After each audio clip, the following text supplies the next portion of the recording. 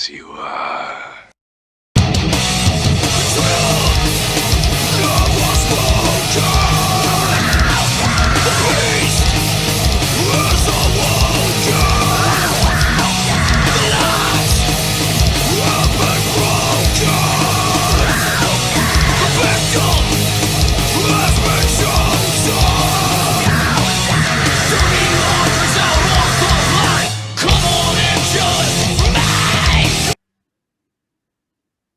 Hello, everyone. Welcome back to Nerds Over to Music. Today, our guest is Travis from EndBringer. What's up, man? Hey, how's it going, Zach? What's new, man? Not much. Just working on some stuff. Keeping busy. Thanks for being on here with us tonight. Oh, dude, thanks for having me. This is awesome. All right, so let's start. Where did your journey into music start? Yeah, it depends on how far back you want to go. Like, being a little kid and discovering Kiss and Black Sabbath for the first time was pretty freaking mind-blowing. But as far as becoming a player, it'd have to be somewhere when you're like 15 or 16 and music is like absolutely everything to you. And hearing Pantera for the first time was pretty mind-blowing. Like, I grew up in that era where those dudes were legendary. They just came through and destroyed everything, and that really made me want to play. And then seeing some of my friends play in bands and stuff like that, it definitely helped me catch the bug, to put it lightly, I guess. Yeah, if you had to go there, if the first time of getting into music and becoming a total music nerd, we go back to Black Sabbath and Kiss, being a little kid and actually dropping the needle on those 12-inch records. And then, growing up and making the standard progressions from Kiss to Sabbath to listening to Oz, and then, Pantera. I don't know if that's a natural progression, but that's where it went. Pantera and Slayer and stuff like that, and thinking, man, I really need to do that. Like, watching music videos in the 90s and stuff like that, seeing like you're like, oh my god, just the way dudes played. Like, take for example any of the Oz videos for off of No Rest for the Wicked, like just seeing Zakk Wylde playing that bullseye guitar and all. It was just cool. Like, you just wanted to do that. You wanted to be those dudes. So that's where it started, and that's not exactly where it ended up. But hey, man, it's not all mapped out for you. So For sure. I can definitely relate. Like, Pantera is so fucking good. Same with Oz.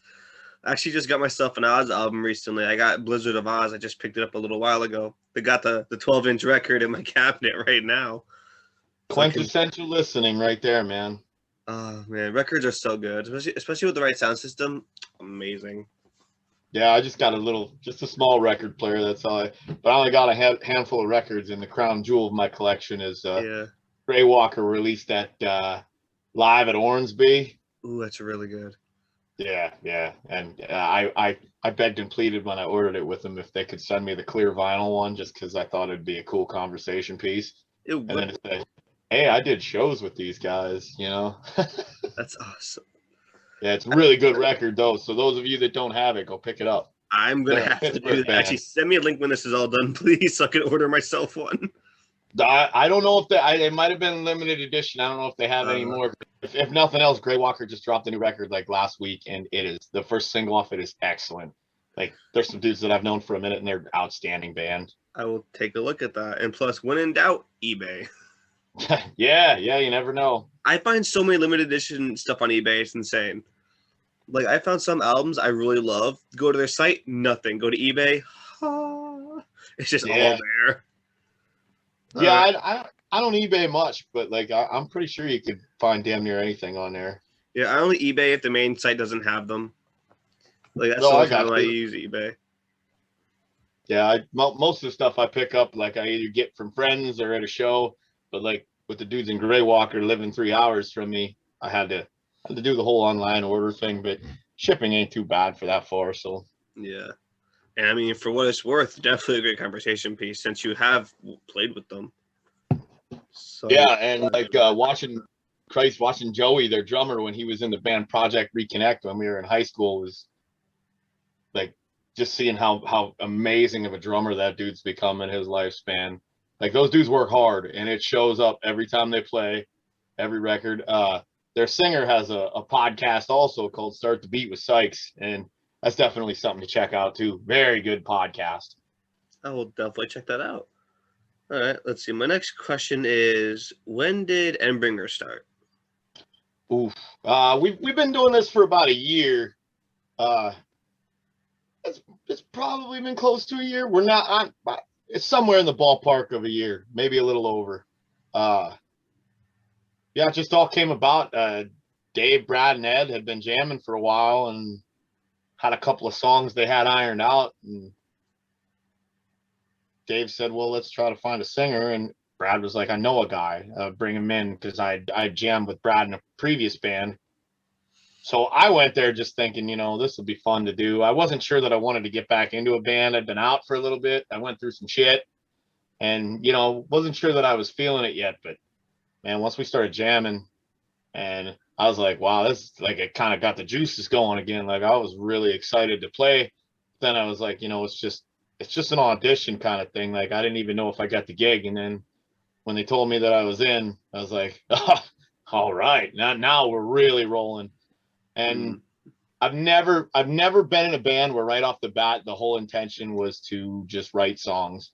It always starts off as a cover band or a bar band, or we're jamming on other people's cover tunes for fun. The whole mission statement right from the get was, we're gonna write songs. And it was a little intimidating at first, but it's something that I always really wanted to do. Not that I hadn't wrote songs in other bands that I'd been in, but the whole common goal of this is to just write music. And like I said, it's a little intimidating, but equally as exciting. And it's been a lot of fun. It's been a killer year so far, like really killer year. I've never been in a band that's caught fire so fast. Like everybody seems to be firing on all eights, and we've hit a few speed bumps along the way, but for the most part, man, as of right now, we're getting ready to release our record on Saturday. And we got the big music festival where we're sharing a stage with Sworn Enemy. You know, for a band being together a little over a year, this has been a lot of exciting and fun stuff at such an early part of it. Dude, that's gonna be fucking awesome. I wish I could make it, but I'm all the way here in Connecticut. Yeah, damn. Yeah, that's a haul. Dave used to, back in the day, one of his older bands used to play in Connecticut a lot, and I believe he said it's like a 12-hour drive one way. Yeah, because like I was gonna go up to Philly to meet Pat and Dakota from, you know, the record labels, and I'm like, it's a 6-hour drive. How long will it take me to get to Pittsburgh? I did the research. Oh, yeah, it's like another 5 from there, man. yeah, like it's a haul. I'm gonna try to meet them halfway, see if they can come to Philly. I'm gonna try to do that. Oh yeah, and Pat's a good dude. I'm sure he'll make the trip, no problem. It'll be fun. I'm planning to go up there in August. I love Pat. He's such an awesome dude. Oh, really, really chill guy. And the cool thing about him is, like, you know, we hire him to handle a lot of our promotion stuff just because, like, the dude works. There is no sitting around. There's no slacking. Like, he gets up in the morning, he gets to work. And, like, he's just like the rest of us schlubs. He's got a full-time job too, on top of taking care of all this other stuff.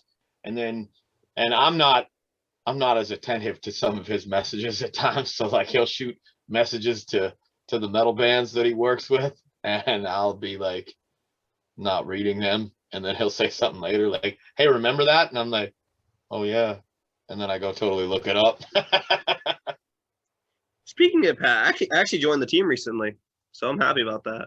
Oh, you stream guy now, huh? No, marketing. I help out with marketing. I'm an assistant now for him, so I'm gonna help build a promotion.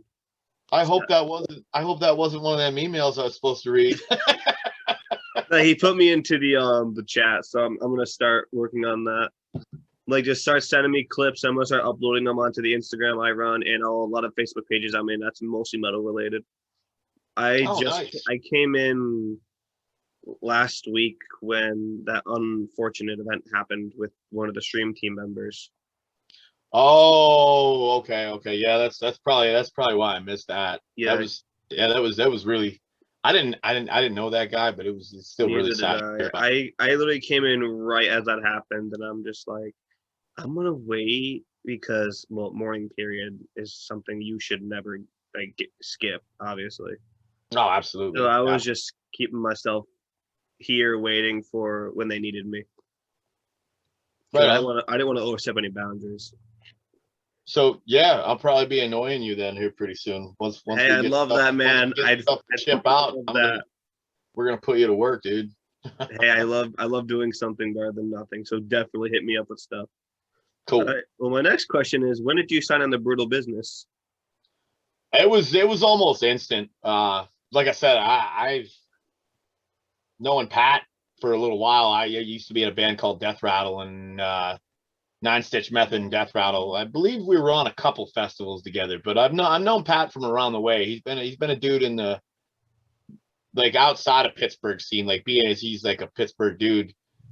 He was one of the dudes that was always traveling to the outskirts to see all the other shows and going to that kind of stuff. And I met him through there, and we just stayed in touch. And then when he said that he had something cooking, I was like, "Yo, man, my band split up a little while ago, like amicably. Nobody left with any bad feelings or anything like that. It was just some dudes couldn't continue, and we didn't want to continue without missing those guys, because it just wouldn't have been right. It wouldn't have been the same band. And so I hadn't been playing for a while, and then when the whole EndBringer thing come about, I said, "Hey, I got something here. We, I definitely want you to check it out." And he's like, "Dude, if you're involved," and that made me feel like $1,000,000. He's like, "If you're involved, we're gonna run with this." And I was like, "Cool." I said, "But wait till you hear the rest of the band," And having somebody like Ed and Brad playing guitar and doing the heavy lifting and the writing, and Dave not only plays drums, but he plays a little guitar too.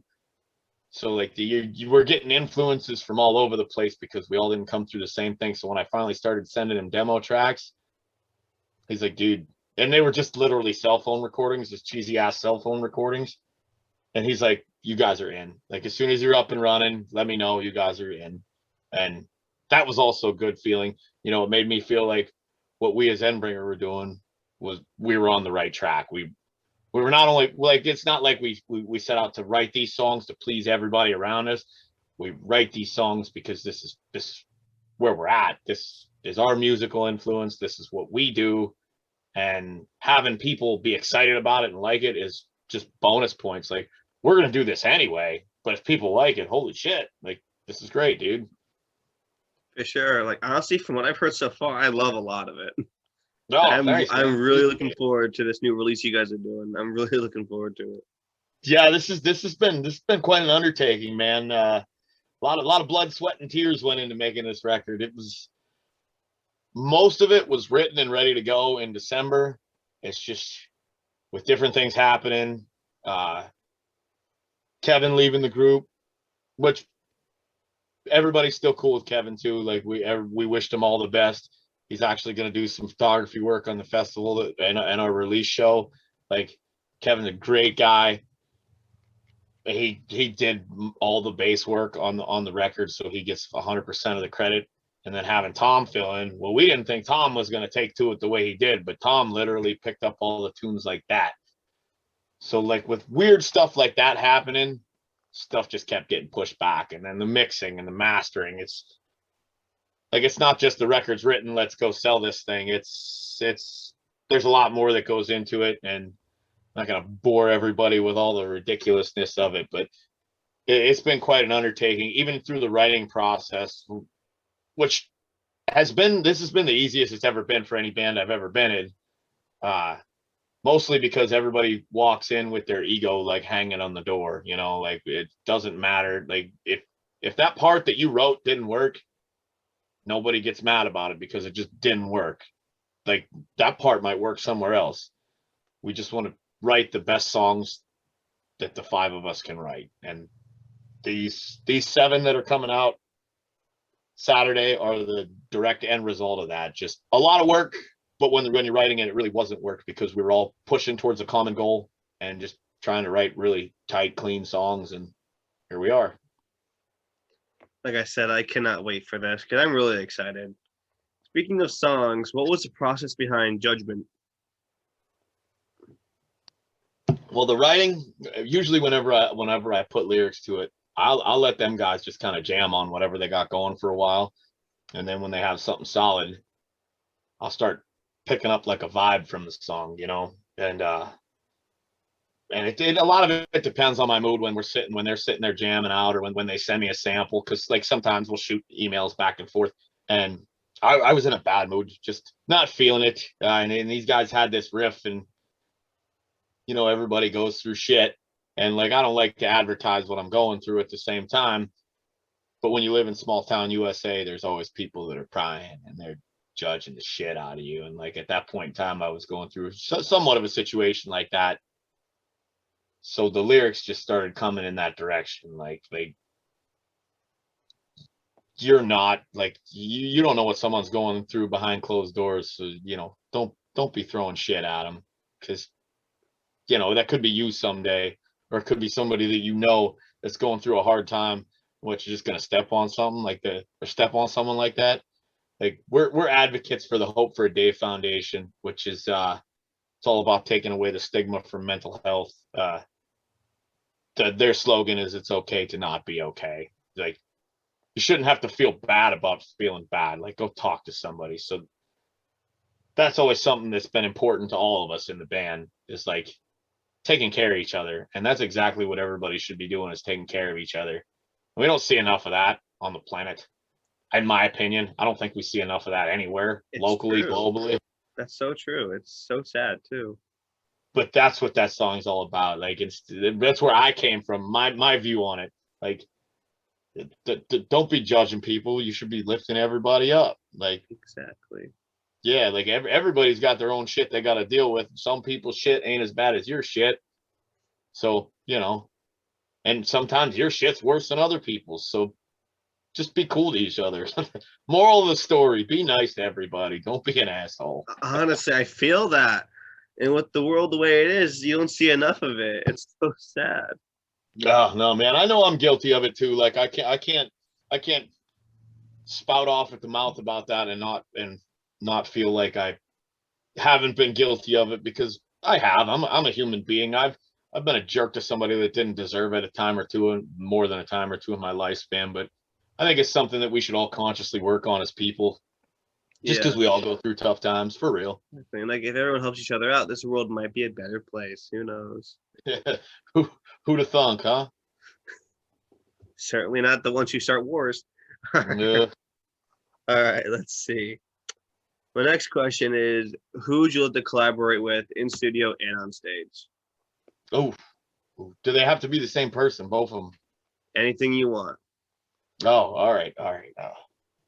In studio, I would. Ooh, man, that's tough. Uh, Kenny Hickey from Typo Negative. Uh, just because those guys have the best, like that would be my studio guy. Those guys have the best sense of humor. Like they always had this amazing sense of humor, and he's such a laid back guy who is such a different approach to songwriting. Like even without Pete, with the stuff he's done in Seventh Void and the stuff he's done in Silvertomb, it's just such an odd yet heavy thing. And I've always admired Kenny in that aspect, that he just had his own swing as a guitar player. And I think with somebody like that thinks outside of the box, it'd be so much fun to like spend a day in the studio writing a song with, just because he's so unorthodox. It's so weird. And then to feed off of that and to go places with that would be absolutely killer. And stage wise, I'd have to like, and it could never happen, but okay, no, I'm gonna take that back. Stage wise, I would always love to do a show with my buddies in Dog Day Sunrise, just point blank, be the front man for that band for a day. Even though I don't believe that I could work the crowd like Matt does, I think it would be great to front that band. Those guys are so talented and so cool. And if you ever see them play in their hometown of Bradford, it's like going to the Odeon in Cleveland and seeing Mushroomhead. Like everybody in that town knows them dudes, and they want to see them. And like the place is just crazy the whole damn time. So Yeah, that's my final answer. We're gonna go with that. That's awesome, dude. All right. My second to last question is, what is the best piece of advice you could give fellow musicians and your listeners? I'm gonna give the same advice that Mike Cologne from the band Skell gave me when I was a dude that played a couple of small town punk rock shows at a roller rink, and then decided that I wasn't very good and I wasn't going to play anymore. I went to see Skell at a bar up the road from my house, and I was talking to Mike Blown and saying I used to play, and he was like, "Used to play?" And I'm like, "Yeah." He's like, "Well, what happened?" And I was like, "I just didn't think I was good enough." He's like, "Well, how do you know?" I'm like, "Well, I played a couple of shows that didn't go well." He's like, "Well, you're not going to get better sitting in your garage. Just go out there and play. Like, do it. That is the best advice I can do. It and give it everything you got. Don't don't just phone it in. Don't just learn a few chords or a few riffs. Like, learn whatever you can. Never stop learning and go out there and do it. Like, that's it. Be cool to everybody. Never stop learning. Go out there and do it. Like that hands down, I think covers everything that I've learned in the whole span that I've been doing this. And I've been lucky enough that the bands that I was opening for when I was a young fella, they they were all really cool with giving me a leg up. Like, you know, you ask a question, they answered it. They were so knowledgeable and so helpful. Or like when you're like, "Hey, I'm going to talk to these guys about," "Oh, no, no, no, that's not the company you want to be going through. That guy's a shiesty son of a bitch." You know, like having dudes like that in my corner always, like I got so lucky in that aspect the whole time that I've been playing music.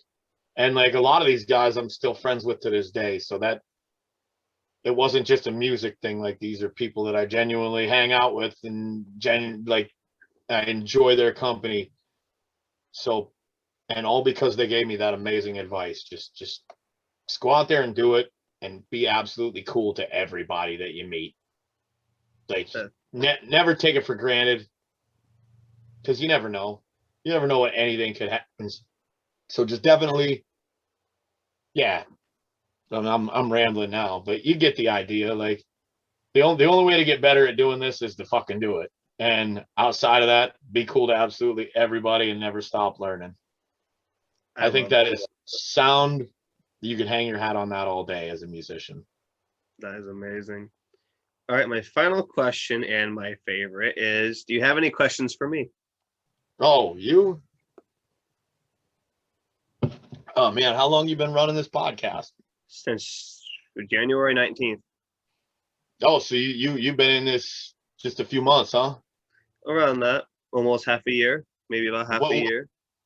who are some of your influences that influenced you to become a podcaster? Well, it was all around music that saved my life, and that would be thanks to Currents and, well, a few other groups like Korn, Savage Hands. Mainly their lyrics just got me out of hell, and I wanted to give back to the music community so badly, I just started this up. Nice, nice, nice. So you like didn't take any tips from any other podcasts? You were just like, "Hey, this is just something I'm gonna go out there and do." Yep, I just walked into this blindly, hoping for the best and to help as many bands as I could. Nice, I did a nice. little bit of research on what questions I should ask, and then I just rolled with it. And Right on, right on. I actually, my very first interviews were typed up ones because the bands couldn't do video since they were so busy. And that Right. was like two groups. And then my first video interview was a band I was a big fan of in college. And I'm just like, I'm going to hit them up for shits and giggles, see what happens. They're signed on to Nuclear Blast Records. They're called Arrival of Autumn.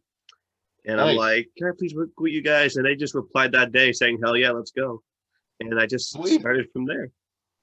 So you And I'm going to work with them again soon on their new album release. I'm waiting to hear back from them, but they want to do it again, which is going to be great. so you hit it right out of the park on the first one, huh? I was really bad at first because I cut them off a few times. I'm like, shit. Because that was when I was first starting. I'm like, oh, crap, I'm doing so bad for my first one. But he and I talk a lot still, and I'm going to be working with him again soon, which is really nice. And I just kept going with it, getting better. And now I'm here. I just had a conversation with the dude at my local guitar shop, and we were talking about our very first gigs today. And we came to the conclusion that you have to suck before you get good. Nobody starts out good. So like, but if you don't keep going, you're never going to get any better. You know what I'm saying? Exactly. So like, always keep that in mind. If you think it was an absolute train wreck, it's because it's supposed to be. You're supposed to suck when you first start out, you know? And then you It's get just whether better. or not you're going to keep. Yeah, it's up to you whether or not you want to keep putting in the work or if you want to hang it up. So, And I kept so grinding. far, Zach, I think you're doing an all right job, man. Pretty awesome job. It takes a lot of guts for someone to get on the camera and to talk to somebody that they don't know that lives 3 states away, you know? Yeah, they're from So my Canada. hat's off to you, dude. They're a whole country away, and I'm just like, because my anxiety is really bad too. So I'm over here, anxiety shooting through the roof, just thinking to myself, I got this. I got this. I just rolled with it. And they're giving you a call back. So there you go, man. Yeah, I'm actually having a lot of returning artists lately, which has been great. Cool. So I'm really looking forward to that. But yeah, just I started it up as a way to get back to music, and here I am 60 episodes now later. And Nice. now I work with Pat and Dakota, and I never expected that. Like I'm just some small guy from Connecticut trying to make a difference in music. I Yeah, didn't like expect, I said, Pat's a good dude. Like, he's a genuine person. I didn't expect a label owner to find me. That was mind blowing. Yeah, but like I said, Pat's a genuine dude too. He's not a bullshit artist. Yeah, he's Not really a good. con. Like that's another thing that I enjoy about working with him. He's just he's not full of shit. Yeah, I literally just type on a Facebook page I'm a part of. I just say what I do to get some more bands because Sepsis recommended I do that since they're the girl I work with that got me started on this. Dakota messages me like, dude, I got 27 bands, hit me up. I'm like, wait, what? And then he introduced me to Pat after that. And then we all just started talking and rest is history. Took me about a week to process that. I was like, my mind was blown for like a whole week. I'm like, there's no way Yeah, it's fucking real. And I love it. I fucking love this. And I would never change it for the world. Yeah, man, I'm glad everything's working out for you, dude. Yeah. I'm just hoping I can keep it going for as long as possible. I'm not gonna stop this till I'm dead. Hey, there you go. That's what. You know, I never thought I'd end up doing music till I was damn near 40, but you know, here we are. And I think as of this juncture, I'm probably in the same boat. I don't think you're ever gonna get it out of me. So I respect that a lot. absolutely, man. I would never regret the things that got me to this point either. Because pain is a good teacher, and a lot of people don't realize that. That's what pain is what got me to do this. There you go, man. Oh yeah, I would never change that for the world.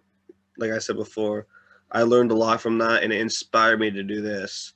Hell, it inspired me to do my own songwriting. I just finished my first lyric set today, so I'm happy with that. Hey, you can't go wrong with that, dude, at all. Exactly. Like, writing's fun. I enjoy the hell out of it. Like that's why I'm still doing it. I think even before I learned how to play any instrument whatsoever. You know, I was always writing stuff down, little song ideas, stuff. So it's been doing that forever. Just stacks of notebooks laying all over the house, and I didn't get rid of any of them. So That's great. definitely appreciate anybody that writes anything down. A friend of mine told me it's like therapy, and I'm just like, okay. You know, I'm sitting outside my therapy office's waiting room today, getting ready for my appointment. I just jot down everything that was in my head because like my depression was getting bad, and I came up with a bunch of lyrics, and I'm just over here, some dude crying his eyes out, writing down his feelings in a therapy waiting room. I'm over here like, I'm so glad no one noticed that. Oh, jeez. But no, it came out pretty well, and I'm excited with how it's going to turn out. Just gotta. Well, you'll have to hit me up when you got it done, man. I'll definitely check it out. For sure. I gotta find people to do instrumentals and vocals, but I'm gonna try to do it. I'm gonna talk with Pat first about revising it to make it flow, because there's a certain way you gotta do it to make music flow. I know that much. Yeah, that dude that he does a lot of work with, Gus Waldner from You Think Music. Yeah. He writes just tons of just straight up instrumental stuff, and then just kind of spells it out to people to put lyrics to. Yeah. Well, I mean, maybe I can help out with my set. Who knows? Yeah, you never know, man. I already got a name for it, but I'm gonna wait until I am able to really release anything to do that. Yeah. Keep it under your hat till it's ready to go, man. Oh yeah. But yeah, this has been so much fun, though. Thanks again for coming on with us tonight, dude. Dude, thanks for having me. This has been kind of rad. It's only my second Honestly, ever video interview, so we'll see how she goes. this whole experience is rad as fuck to me because you get to meet so many fun people doing this. It's insane. Absolutely, man. That's part of the fun of being in a band. You get to see new shit and meet new people all the time. Same thing with being an interviewer. You get to meet a lot of awesome people. Like Yeah. I never saw myself doing this, even though I really wanted to. I never had the confidence.